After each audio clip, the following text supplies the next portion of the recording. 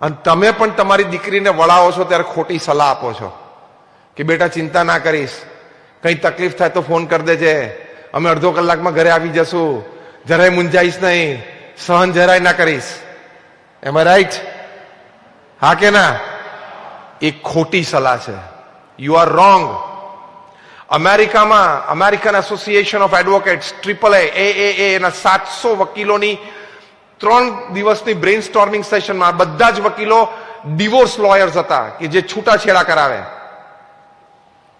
અને into bracket બધા લાખોપતિ છે. એ લોકોના 3 દિવસના બ્રેઇન સ્ટોર્મિંગ સેશન પછી જે કન્ક્લુઝન પેપર તૈયાર થયું અને યંગ કપલ્સમાં ડિવોર્સિસનું કારણ, એના 5 મુખ્ય કારણ એ લોકોએ નક્કી કર્યા ઓવરઓલ આખા દેશમાં.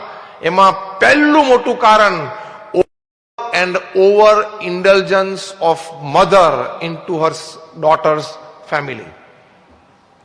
મોટું કારણ શું? એની માનું સતત દિવસમાં 3-4 વખત ફોન કરીને, સારું છે ને, વાંધો નથી ને, આજે શું થયું, તારી સાસુ શું બોલી, તો પછી ત્યાં શું કર્યું, આજે શું રસોઈ કરી, તારી સાસુએ રસોઈ વખાણી, શાક. તું you are spoiling your daughter's life.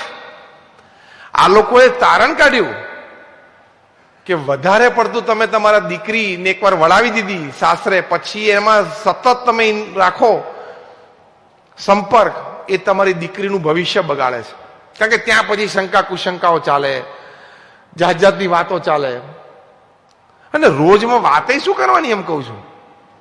દીકરીને કહી દેવાનું કે બેટા 15-25 દિવસે, મહિને 1.5 મહિને કંઈક તારી ઈચ્છા હોય તો વાત કરજે, બાકી તું ત્યાં રહે, એડજસ્ટ થઈ જજે, થોડું તો સહન કરવું પડશે. નવું ઘર છે, નવો પરિવાર છે, નવા માણસો છે, એ લોકોના સ્વભાવ જુદા હોય, આપણા ઘર જેવા ના હોય, એના ઉઠક બેઠકના સમય જુદા હોય, બોલવા ચાલવાની રીત જુદી હોય, ખાવા પીવાના ટેસ્ટ જુદા હોય, તો બેટા તું થોડું એડજસ્ટ કરજે, એમ સલાહ આપવી જોઈએ.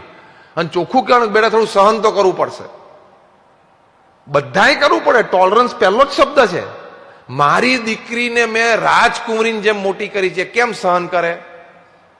અલે અત્યારે પ્રધાનમંત્રી રોજની 1 ટન ગાળો ખાય છે, તો તાર દીકરી ના ખાય? લોકશાહી દેશમાં પૂર્ણ મેજોરિટી સાથે લોકસભામાં બેઠા છે, પૂર્ણ મેજોરિટી સાથે, તોય ટન ગાળો ખાય છે કે નહીં રોજ? તો એ સહન કરીને કામ કરે છે. એવું શીખવાડવાનું કે બેટા બોલવાના તો મળશે જ, તારે તારો એટીટ્યુડ સ્ટ્રોંગ રાખવાનો.